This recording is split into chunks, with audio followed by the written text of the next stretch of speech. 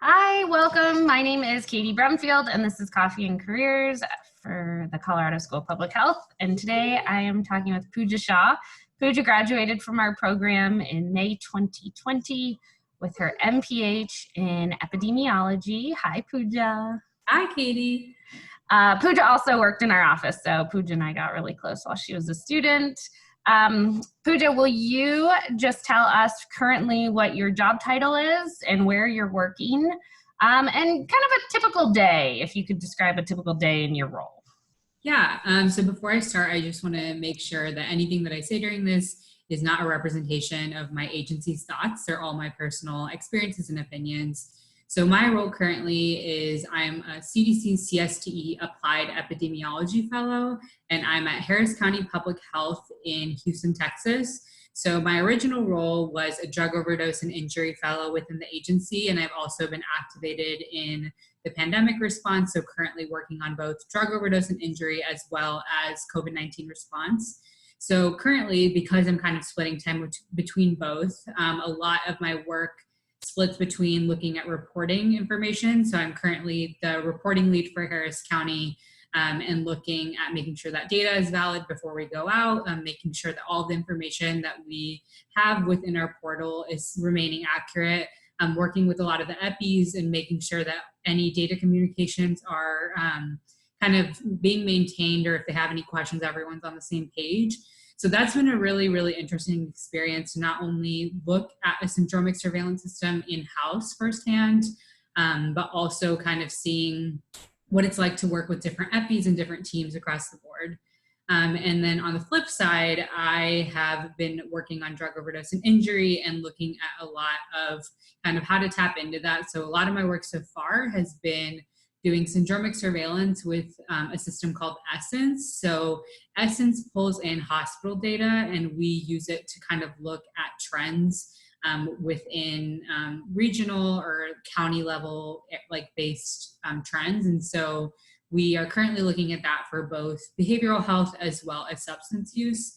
And so that's been really interesting, and currently focusing on pre and post pandemic and how that has kind of shifted historical data and what trends typically look like. And so it's definitely very data intense, but a really good learning experience, and being able to really learn what good data looks like and how to improve data.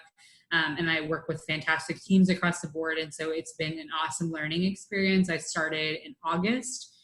So I'm kind of reaching the 4-ish month mark now, but it definitely feels like I've learned so much more in that span of time than I ever could have expected. And I think a lot of that credit goes to like a lot of my mentors and the teams and the people that I work with. That's awesome. Yeah, a lot of data heavy work. What type of systems do you use to analyze your data?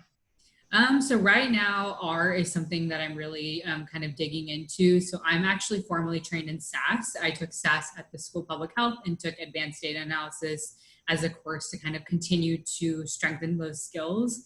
I think it's been really interesting to kind of replicate those experiences in R. The agency tends to use R more often, so I'm currently learning how to use that. And then just Essence, for example, has its own analysis things that you can do within the platform. And so being able to kind of use that. And so a lot of the stuff we're currently doing is R, just basic descriptive statistics through like Excel and other softwares. Very cool. I've never heard of Essence.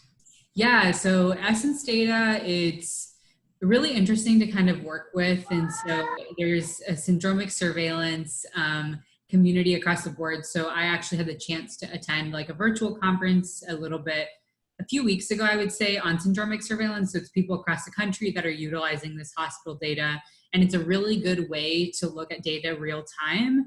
Obviously, there are nuances with that, but a lot of data typically in public health that we get tends to be annual data or quarterly data. So this is data that is coming in maybe that day of. And so you have this opportunity that's really rare to look at it in real time and see, are we able to kind of to use this to identify any trajectories for trends. And so that's been really neat to work with, because typically, at least in grad school, the data that I worked with was a lot of aggregate data that was more retrospective. And so working with real-time data, I think, is interesting, because you do have to learn a lot on how to manipulate it for it to be meaningful.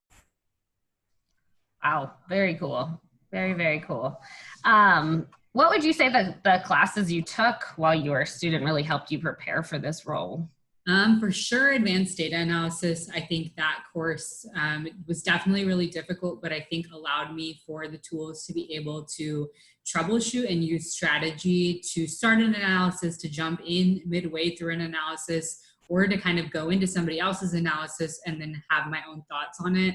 So that course definitely was super, super helpful. I think also I took GIS, and although I'm not currently actively using it in my current roles, I think having that knowledge is really helpful when you're working with other teams, and also just wanting to tap into other things that we may look at. Right now, something big is cluster identification for COVID. And so things like GIS or R can be useful for that, to kind of figure out what we can kind of do with certain populations. And so those courses were definitely helpful, but I would definitely say my advanced data analysis course was super, super helpful. Awesome. Yeah, I've heard GIS is really cool. So I do want to rewind to when you first started the program, where I first got to meet you. And I want to talk a little bit about your process in those 2 years and how it got you to where you are today. Yeah, so as you know, I came in straight from undergrad. So my undergrad degree is in microbiology, and I went to the University of Kansas. So I came in and was not really sure kind of where my interests in public health were. And at the time, I was still wanting to apply to medical school. So I had a very different focus coming into the program. And then a few months in, after kind of taking those intro courses, I actually really enjoyed the methodology and wanted to kind of dive deeper into that. So my goal when I was in grad school was to find ways to challenge myself, not only professionally, but also academically, getting work experience in places that I typically wouldn't kind of go for, taking courses that may not typically fall into an epi track, but could be application-based and useful in other areas. And so for me, that was the primary goal. So I was constantly applying for work when I came into the program, to kind of just see if I could have any kind of student assistant roles or research assistant roles that would help me with developing any skill sets or tools that I could add to my toolkit that I could then have as a transferable skill.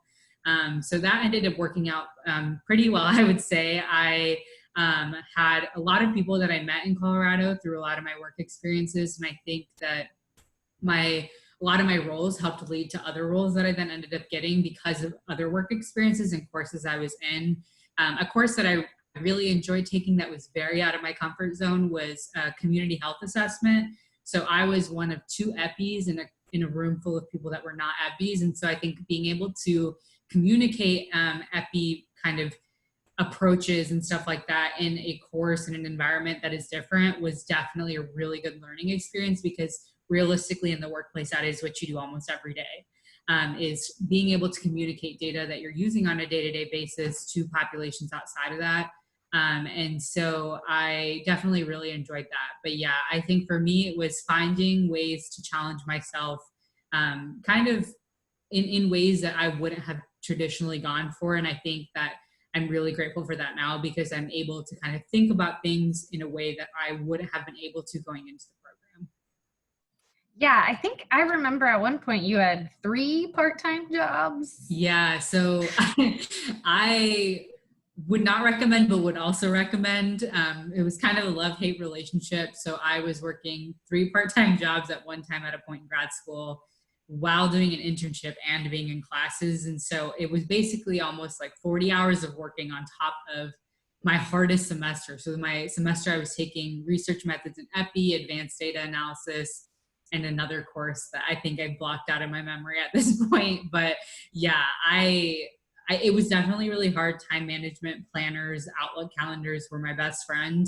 But yeah, I think that being being able to balance all that and essentially working full time while doing school, I think taught me how to better manage my time and kind of just be able to tap into different experiences. But yeah, I kind of forget that I did that. And then I think about it and I'm like, oh yeah, I had a lot of jobs. You did, yeah. You worked in our office. You worked as a research assistant. Yeah, so I worked in your office. I was a research assistant for the Rocky Mountain Prevention Center. I was also a research assistant for the Farley Health Policy Center, which then also ended up transitioning into being a research assistant with the Practice Innovation Group throughout the summer before I moved down here, and working just in the Department of Family Medicine. And then I was the marijuana research coordinator at CDPHE. And I think that was all. And then I worked with you all, obviously. So I think those are all my jobs. And then I was a refugee surveillance unit intern with CDPHE, which that was awesome because that was the same group that I did my practicum and capstone with. And it was just a really, really cool experience, great team. And I got to work with partners at the CDC too, in terms of getting data approval to work on projects. And so I think that was a really good way to learn how to do IRB and that kind of stuff, which can be really important, especially in an academia setting and when you're trying to work with patient data. Yeah, I feel like it's not that you said yes to every opportunity, but I feel like you really said yes to the opportunities that were going to help you gain skills and experience that were relevant to your career. Yeah, and I actually give you a lot of that credit. So I really remember, so there was one meeting that we had where I came in and I was like, I think I'm going to be a veterinarian and a dentist. And I just saw your face and I was like, okay, I need to make a game plan. And you helped me kind of write down what areas did I have skills in versus what areas did I want to get skills in, and then kind of overlapping that with what I liked doing. And I still have that piece of paper and I hung it up on my bedroom wall in grad school. And every day I would look at it and I was like, okay, what do I need to do and what can I do to help achieve these skills to kind of get where I want to be in a role? And so thank you for that. I think your constant encouragement and push and our pretty often check-ins, I would say, helped keep me kind of on track professionally in terms of, okay, like this is where we're at now. What needs to happen now to kind of move on to a next step? And so highly encourage everyone to make an appointment. I'm not being told by Katie to do this, but it was super helpful. So I just want to give the plug. Well, I think, your story is very common, I think, among people that are interested in public health, and they're not really sure, do I want to be more of that one-on-one treatment provider, or do I want to be more behind the scenes with public health? And so I think it's really common, and I think even at one point you said you wanted to change your mate or your concentration, and you were bouncing all over the place, but I think I did almost every single one. Like the first 3 months, I think I contemplated switching to every other concentration. So yeah, if you're in the same boat, I definitely was there. But I think another thing too, in addition to like work and classes, informational interviews and connecting with people at alumni panels was super, super helpful. So a lot of the people that I met in Colorado in the public health space that I didn't necessarily directly work with was people that I would email after they came to speak at a class, or just cold email and be like, hey, can we set up a time to talk about your role and what you think skills are that would be beneficial if somebody were interested in getting into a role like this.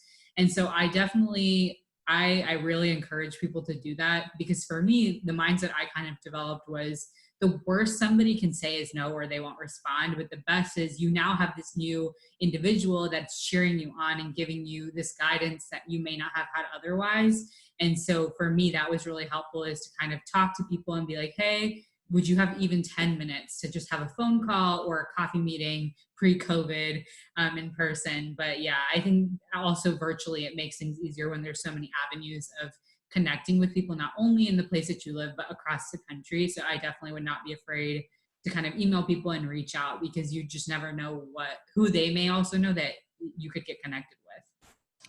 Yes, that's very true. And I think really you were really doing your research, trying to figure out how did you want to show up in public health, and what did that look like? And you really, I thought you did a really great job researching and really trying to figure out what you enjoy in public health. Because it's common too for people to like lots of different areas of public health. Talking to people in the profession is helpful. So I want to end with one last question. And a lot of people think, especially while they're students, they think there's no way I can get into a fellowship. Like, those are so competitive, they're hard to get.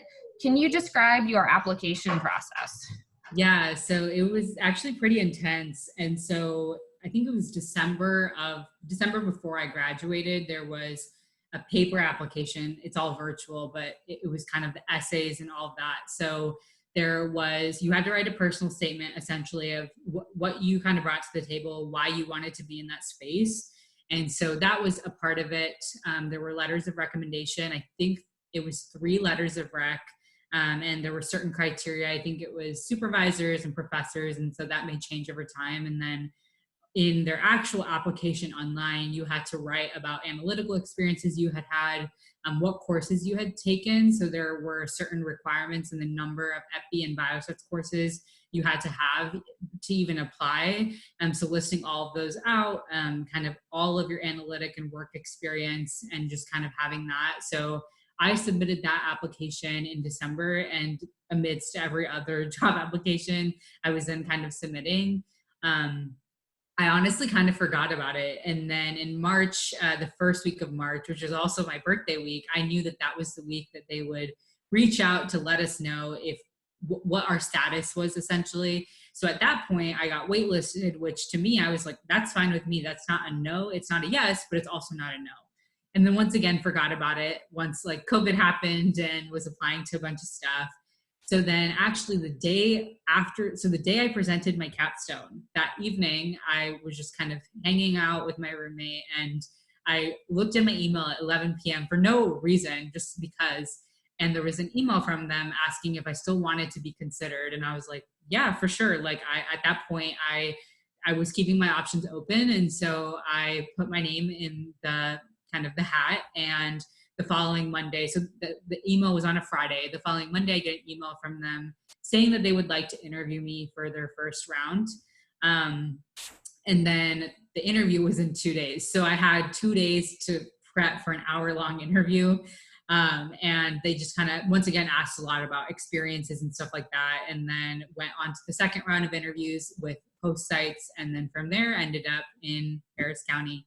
But yeah, so it was a mixture of interview and paper applications. And honestly, LinkedIn was really helpful. So I used that to kind of find people that in the Colorado, Denver area had either been fellows or used to go to the School of Public Health and then were fellows somewhere else, to kind of reach out and be like, hey, do you have any tips or advice, or what was your experience even like? Would you recommend this kind of experience? And so that was really helpful, and got connected with a few fellows from other cohorts, and they were really helpful, just kind of talking me through their experiences and what they valued the most and any advice they had.